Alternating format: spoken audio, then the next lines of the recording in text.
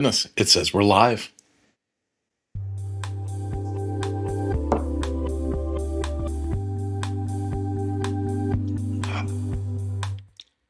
Hey, folks, back in the office after a wonderful, wonderful trip to Arkansas. So many thoughts are in my head as I return to the office today. One, obviously the to-do list. So jumped right in, cleaned out 300 spam emails real quick, and then isolated 10 that required some action, and jumped into the day and tried to mow the lawn before the heat came in, right? Because you leave for 4 or 5 days, you come back and your yard's trying to take over your house. So it's going to be about 100 degrees here today in Kansas. So I got out and mowed the lawns. I do our lawn and the lady next door's lawn. So did the lawns already. Good to go. Now, it was my birthday. Yesterday was my birthday. So we went to Bentonville, had a nice weekend, went mountain biking, mangled foot and all. I did some mountain biking at it's a thing called Slaughter Pen. It's a group of trails in town, and so here's what you get. Like you get to Bentonville, and it's obvious that people are into bicycling there. I mean, there's like cars everywhere with racks on the back. There's just bikes. Or people are biking. There's bike lanes. There's people biking. It's 95 degrees outside, and people are biking all over the city. It's such a refreshing environment. Everything's clean. Everyone's pleasant. I didn't see any graffiti. I didn't see homeless people on every corner. I didn't see people under bridges. I don't know what they do with their homeless people. I'm gonna look it up. I'm gonna try and do some research and find out like what does Bentonville do with their homeless people, because I didn't see any when I was there. My wife's like, "Oh, I only saw one homeless person." I'm like, "I didn't see any." So very interesting. And we were in different parts. We were in Rogers. We went up to the Beaver Lake area. We did some stuff while we were there, and we didn't come across anything like that. Everything was clean. Everything was. There was a part in Rogers that we went to, and I was like, oh, okay, I don't know if this is really the place for us or not. Okay. People that live there, please don't be insulted, right? But like, we were in a nice part of town, and then all of a sudden we were in a less nice part of town. Like, it's just older, a little more rundown looking, not trashy, not junky, just a little more rundown looking. And we go to this place called the Rail Yard. We get to the Rail Yard. The Rail Yard is a bike park. It's a pump track. Now, Hutchinson, where I live, has a wonderful pump track. This pump track is like, it's graded on like a hillside a little bit, right? And it is 5 or 6 times the size of the one in Hutchinson. It's got a kids area. It's got a stair step, like a progressive trail system that from easy to hard. It's got a pro jump line with gap jumps in it. And I'm going to get back to this, right? It's clean. There's no graffiti. There's no trash on the ground. There's the grass is mowed, the edges are trimmed, the sidewalks are clean. Like, if someone dropped an ice cream cone the day before, someone came and pressure washed it before I got there. Like, everything was clean. There was a new building there with a big deck, a big elevated deck. You could see the whole park from up there. Um, Unbelievably nice. Unbelievably nice. Now, is the cost of living more in Bentonville than it is in Hutchinson? Yeah, tons more, tons more. And so you go, okay, well that's how that happens, right? That's now, from what I understand, Walmart subsidizes a lot of what's there, like as far as the trails and stuff go. But like, you go into the trail system, the public trails, like in town, you go into those trail systems, and there's built-in features, ramps, jumps, artwork, sculptures, bridges made out of like welded giant bicycle chains. Like, it is just phenomenal. Now, I've seen some of this stuff on YouTube before, but to actually go there and experience the environment, the experience was so much different. Was so much different than what I had expected, and so let's just give it out for Bentonville right now. Right? Like, it was just phenomenal. Um, Now, in addition to that, um, where do I want to start? Where do I want to start? Like, okay, so we go downtown. I'm going to pull this up. I'm going to go over here. We're going to say share. Yeah, we're going to share screen. We share screen, photos, share, and then I have to put it on the studio, right? Add to scene. Okay, there we go. And you know what? I'll take this layer off for you too, so that way I'm not just advertising everything here. So this is in this is Bentonville. So I couldn't remember if it was Rogers or Bentonville, but this is a like a bar, a wine bar that's there, and this is their walls. Like this, so this one, this one's across the street. I don't know if it's part of the wine bar or not. I think it's different. I think it's a different location, but that's my point. Like every location has some kind of cool art or something in it. It's just like a crazy, crazy cool place. Um, there's a bear. Now that is at up by Beaver Lake is a visitor center. The visitor center, like, don't miss it. Like worth the stop. You go in. There's displays. There's all kinds of stuff. Like this is the inside of the visitor center. It was just a unbelievably beautiful, crazy, cool place. The David H. Pryor Visitor Center. There we are, Beaver Lake. That's Remy and my wife Heidi. I think maybe is there. I don't know if there's a picture of me here or not. There's Remy. The lake was beautiful. The lake was beautiful. Um, breakfast in Bentonville. So we got a pimento cheese dip platter here. It was just phenomenal, right? Just phenomenal stuff.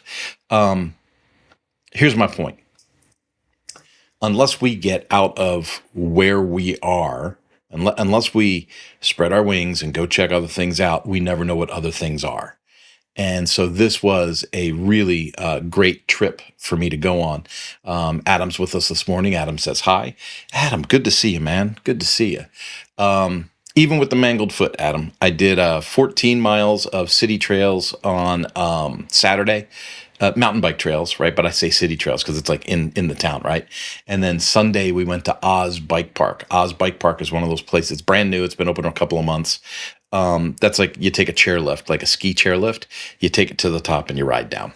And tons of trails, tons of trails. And so got to ride, got to jump, got to do. Now, after about 12 miles on Saturday, my foot started to swell up in my shoe. And I thought, oh my goodness, I gotta get back to the hotel. So got in about 14 miles that day. Sunday, so iced the foot, took ibuprofen, the whole thing. Got it back into the shoe on Sunday, and again got about 14 miles in at the bike park. Before I was like, you know what, I gotta get the shoe off. I gotta get the shoe off my foot, and so got the shoe off. And here's a really cool thing. The Oz Bike Park has like a restaurant, right? They have pizza and sandwiches and stuff like that. That's awesome.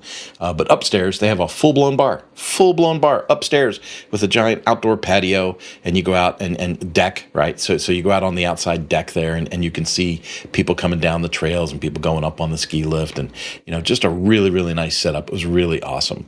Now, Adam says he's on his way to the YMCA. It's leg day and incline treadmill. Good luck, buddy. Good luck. I hope you enjoy that. I'm not doing anything like that with this bum foot of mine. I'll tell you that right now. Now, I did want to celebrate, it's my birthday, right? So I had a great time. Birthday was awesome. My wife put together the whole trip. Really thankful for that. Went mountain biking Saturday and Sunday. It was great. Monday, went to Beaver Lake with my wife. Had a great time. We went, meals, amazing. Restaurants, amazing. In town, down at in Bentonville Square. It's the center of town. Their courthouse has a beautiful fountain in the front, surrounded this giant circle with wonderful flowers and just arrangements, and male, female, I don't think it matters. You see something like that with someone put in the effort and the work to make it nice, and you're like, man, this is nice. Like this is just nice. There is no way I would advise somebody to not go and check it out. Now I am on a leadership committee within my own town, This is interesting. I don't know if anyone knows this or not about me that comes and watches these. I am on a leadership committee for my county, not my town, but for my county, and it's all about how do we inject our downtowns? Like how do we activate? Right. So their word is activate. How do we activate our downtowns? And I'm going to tell you, I'm there in Bentonville, and I'm just awash with ideas, right? It's like look at this, like the courthouse fountain. It's a park. It's a like people think of going to the courthouse as like, oh my God, jury duty. This is gonna suck, right? And it looks like a prison. No, this doesn't look like a prison. It's a nice historical building. It's got a square in front of it. It's got a garden, like a little park. People are gathering there for lunch. They're walking their dogs there. Like it is a really nice place. And then all the way around, surrounded on other corners, all these little shops, bakeries, a bagel shop, a bookstore, a gourmet pet store. There's a museum. There's the Walmart Museum is there, and there's all these things. And so, what activates downtowns, right? And when we meet here with the county, a lot of what happens is they'll say, well, it's not totally inclusive. It didn't invite homeless people. It didn't invite, unemployed people. It didn't invite. And it's like, okay, I get it. You want to be nice. You don't want to leave anybody out. I get that. But if we want to activate downtown and we want to make it attractive and we want to bring in revenue and we want this thing to grow, we have to direct our energies towards people that do have, revenue, finances, opportunities, things like that. And so it is kind of weird when you're sitting there in the square, right? And you see a 9-year-old or a 10-year-old kid ride up on a $8,000 mountain bike. That's a little weird. Like if you know the products, it can take you back a little bit. But the other side of the coin is that kid's family is at the bakery, the dog store, the bookstore, riding the trails, buying a ticket at Oz, probably visiting and doing a hotel stay, things like that. And so it's a really difficult proposition to try and think these things through on how it works. Like I said, the whole time we were there, I didn't see any homeless people. I personally didn't see any homeless people. And the construction was out of this world. There's one road you drive down between Bentonville and Rogers. And, I'm into power sports. And so you see there's an Indian store, a Triumph store, there's a Honda store, there's a Suzuki store. There's, you see all these things. And then also we come at new construction, right? Ducati and is it Ducati, Aprilia, and something else? It's Ducati, maybe Royal Enfield. I can't remember. Ducati for sure. Building a new building. And it's like all this new construction, all this new development, all this stuff is going on. And you go, why does a place like Bentonville get that? And let's just say Hutchinson, where I live, doesn't, right? Well, who do you cater to? What activity have you adopted that brings in people that does a thing? Hutchinson hosted a geocaching event this year. It was like an international geocaching event. People came from all over the world to go geocaching where I live. Now, am I into geocaching? No, not really. Did it bring a lot of people here? It sure did. And so then, you think to yourself, well, what if we became the geocaching capital of the world? What if we just made it a really cool thing? Like Bentonville was like, what if we became the mountain bike capital of the world? And then that is what drives, because everyone kind of adopts it and it becomes a thing and then it happens. I don't know how to explain it. Anyway, these are thoughts in my head. So, the other thing I want to talk about, what greeted me when I got home from my personal time? Happy clients. I love happy clients. So, even had people wish me happy birthday. Like clients are like, thank God you took some time off. You work like a dog. That's an actual message from one of my clients. Thank goodness you took the weekend off. You work like a dog.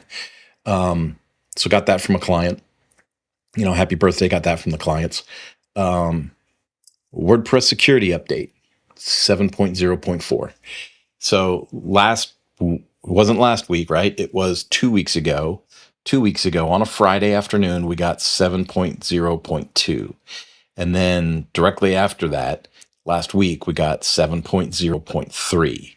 And then yesterday, we got 7.0.4. All of them stating that it's a must update security risk. I don't think there could be like a worse time for WordPress to be going through this. Uh, some people go, oh, well, it's just software and you just got to make your updates. It's not a big deal. And like agency types like me are like, yeah, that's just part of the business. We just got to, make the updates. The thing is every time WordPress makes a security update, a slew of plugins makes updates as well. And then we as an agency, we're updating our clients' websites, updating our clients' plugins, and then looking to see if there's any conflicts. Now, 7.0.3, very few would notice, right? Because it's like the combination of things. But through a combination of things in two of our websites, we had an issue with Presto Player. Presto Player deactivated, and then we had to reactivate Presto Player and then get the videos to work in the websites again. Now, is that an arduous task? Was it too much to ask for? No, it wasn't too much to ask for, but it's one of those things like a client noticed the videos weren't working, created a support ticket, and then we had to respond to the support ticket. We responded to the support ticket quickly and fixed the problem quickly, which makes us look great. These aren't problems, right? These become marketing events when things go well, like 7.0.2. Yeah, when that came out. Monday, we put out a newsletter that said, hey, we had to update all of our websites over the weekend. Good news. Every single one of them updated fine, no problems, no white screens of death. Everything's fine. And that's the benefit of using an agency to monitor your website for you. Like that's a benefit. But I will tell you, 3 security updates in 2 weeks. That's getting a little like, okay, what's going on, folks? What's really going on? And I know a lot of people are going to say, well, Kurt, you got to be realistic. Things are going to come up. I get it. I am being realistic. But we're also, from an agency perspective, we're also in a position of, we recommend this product. We recommend this product. I recommend WordPress over Squarespace. I recommend WordPress over Wix. I recommend WordPress over Kajabi. I recommend WordPress over, Podia, over Moodle, over Bridge, over Learnupon. There's all of these things that come to the table, and I've got reasons why. Like I can back it up. Like it's not just because I prefer it. I can back it up. But when you have 3 security updates come out in 2 weeks, people get a little like, I don't know. That's kind of weird,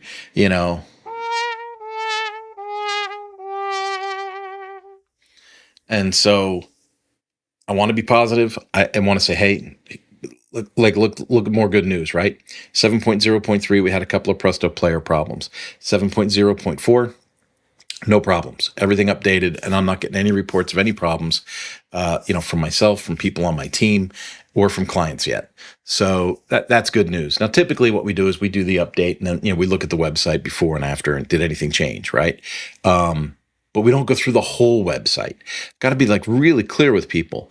We don't possibly have the bandwidth to do like sample purchases, sample courses, we can't look at everything in the website. So we basically go, okay, the homepage look the same. Homepage look good. Okay. Does that look like it's right? Are the plugins good? Okay. The plugins are good.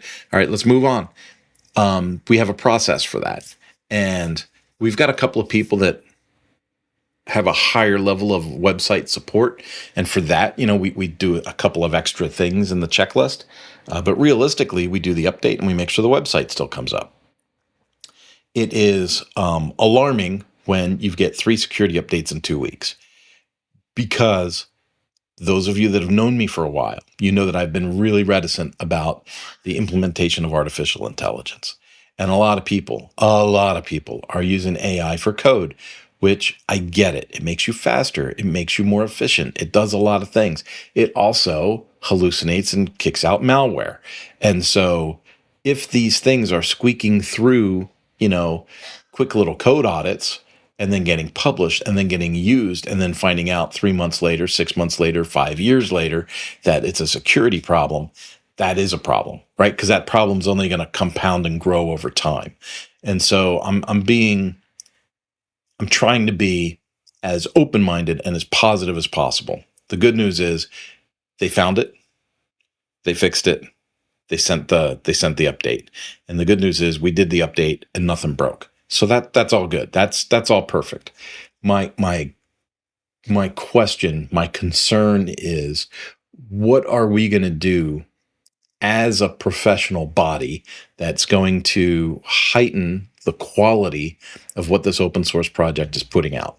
Now, I hear a lot about contributions, right? Who's going to contribute? Who's going to this? Who's going to this latest update? It said one of the major contributors was WP Engine, which I thought was hilarious because of the political nonsense going on with Matt and Automatic and WP Engine. And then it says WP Engine was a contributor to this fix. That just goes to show you WP Engine's got their head on straight, right? If they're still helping and growing and doing things within a system that's trying to slow them down, that says a lot. I think that says a lot. So I don't know. In any case, we're back at it. Work's going great. The university site is going awesome.